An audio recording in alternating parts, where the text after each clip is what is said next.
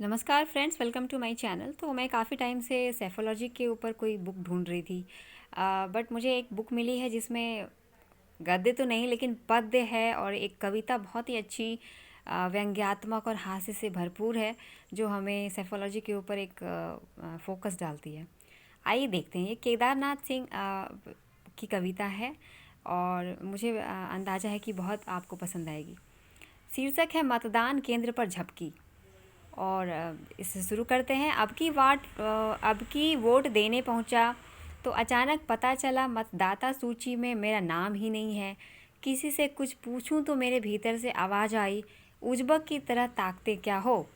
न सही मतदाता सूची में, उस विशाल सूची में तो हो ही जिसमें वे सारे नाम हैं जो छूट जाते हैं बाहर। उजबक मीन्स बेवकूफ़ होता है हिंदी में। और ये बता रहे हैं कि जब वो वोट देने पहुंचे तो उसमें वोटिंग लिस्ट में उनका नाम ही नहीं है।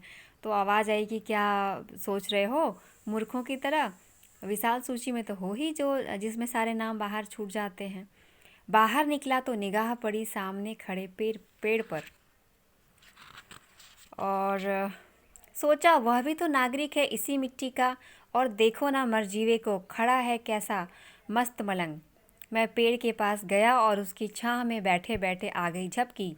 देखा पेड़ के नेतृत्व में चले जा रहे हैं बहुत पेड़ और लोग, जिसमें शामिल हैं बड़, पाकड़, गूलर, गंभार।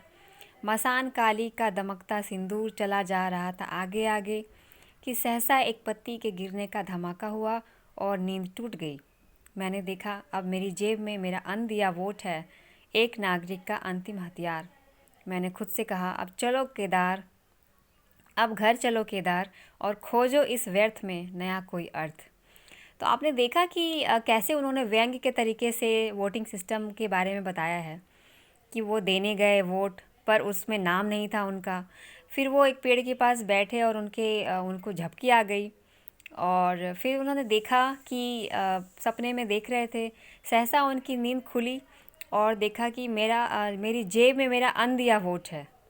यानी कि वो वोट नहीं दे पाए थे, जो कि एक नागरिक का अंतिम हथियार होता है। और फिर वो घर की ओर चले गए।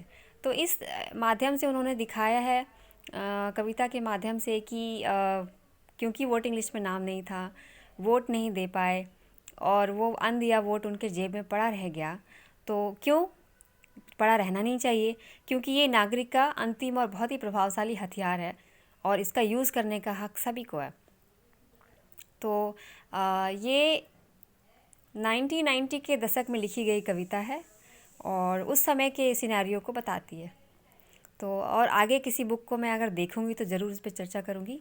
आज के लिए इतना ही। अगर आपको ये पसंद आया तो लाइक करें, शेयर करें, सब्सक्राइब करें। Thank you so much. Bye bye.